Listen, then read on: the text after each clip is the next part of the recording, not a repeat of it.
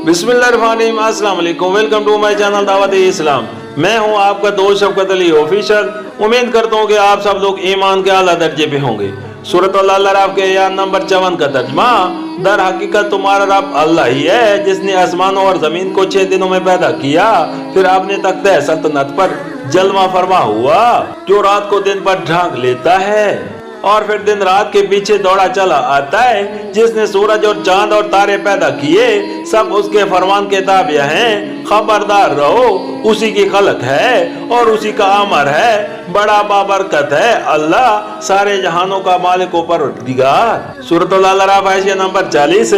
यहाँ दिन का लफ्ज या तो उसी 24 घंटे के दिन का अहम मानी है जिसे दुनिया के लोग दिन कहते हैं, या फिर ये लफ्ज दूर के मानी में इस्तेमाल हुआ है, जैसा कि सूरत हज आयत 47 में फरमाया। और हकीकत यह है कि तेरे रब के यहाँ एक दिन 1000 साल के बराबर है, इस हिसाब से जो तुम लोग लगाते हो। और सूरत मिराज की आयत 4 में फरमाया कि फरिश्ते और जिब्रील उसकी तरफ एक दिन में चढ़ते हैं जिसकी मकदार 50,000 साल की है। इसका सही मफहूम अल्लाह ताला ही बेहतर जानता है। मजीद तशरीह के लिए मुलाहिजा हो सूरत हामीन सईदा हवाशी ज़ियारत 15। सूरत अल-अराफ आयत नंबर 41।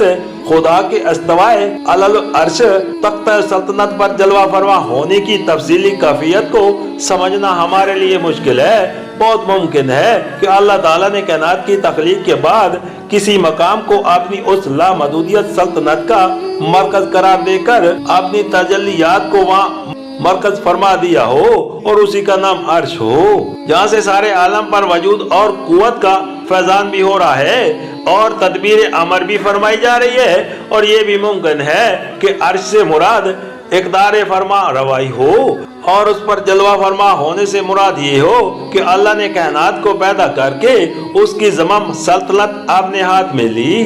बहरहाल इस्तवाए अलल अर्श का तफसीली मफहूम खा कुछ भी हो, कुरान में उसके जिक्र का असल मकसद ये ज़हन नशी करना है कि अल्लाह ताला माल खाले के कायनात ही नहीं है बल्कि मुतबर कायनात भी है। वो दुनिया को वजूद में लाने के बाद उससे बेतल्लक होकर कहीं बैठ नहीं गया है, बल्कि अमलन वही सारे जहाँ के जज़ो कुल पर फरमा रवाई कर रहा है। सुल्तानी हुक्मरानी के तमाम इख्तियारात बिल फैल उसके हाथ में हैं, हर चीज उसके अमर की ताबिया है, जरा जरा उसके फरमा का मती है और मौजूदात की किस्तें दायमन उसके हुक्म से वाबस्ता हैं।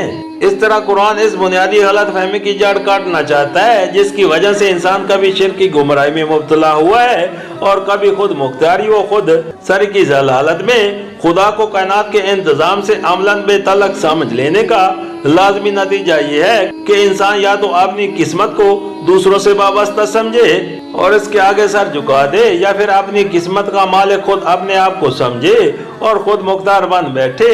यहाँ एक बात और काबिल तवज्जो है, कुरान मजीद में खुदा और खल्क के तल्लुक को वाज़ेह करने के लिए इंसानी ज़बान में से ज़्यादातर वो अल्फाज, मसलियात, अशार और अंदाज़ा बयां इंतखाब किए गए हैं जो सल्तनत व बादशाही से तल्लुक रखते हैं। ये तर्ज बयां कुरान में उस कदर नुमाया है कि कोई शख्स जो समझकर कुरान को पढ़ता हो उसे महसूस किए बगैर नहीं रह सकता।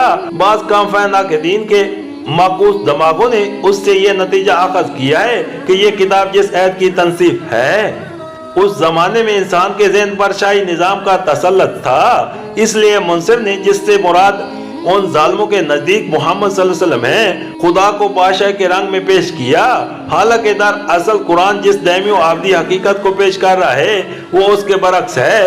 हकीकत ये है कि जमीन और आसमानों में बादशाही सिर्फ एक जात की है और हकीमियत जिस शय का नाम है वो उसी जात के लिए खास है। और ये निज़ाम कायनात एक कामिल मरकजी निज़ाम है जिसमें तमाम इख्तियारात को वही एक जात इस्तेमाल कर रही है। लिहाजा इस निज़ाम में जो शख्स या ग्रोह अपनी या किसी और की जुज़वी या कुल्ली हकीमियत का मुद्दा है वो माज़ फरेब में मुब्तला है। नेज़ा ये कि उस निज़ाम के अंदर रहते हुए इंसान के लिए उसके सिवा कोई दूसरा रवैया सही नहीं हो सकता कि उसी एक ज़ात को मजहबी मानों में वैद मबूद भी माने और सियासी और तमदनी मानों में वैद सुल्तान भी तस्लीम करे।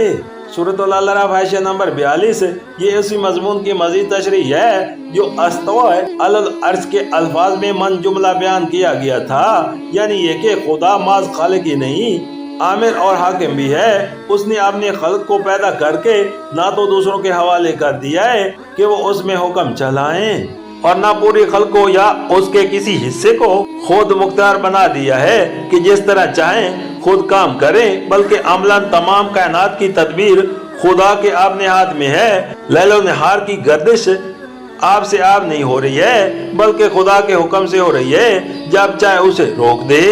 सूरत अल-अराफ आयत नंबर 43।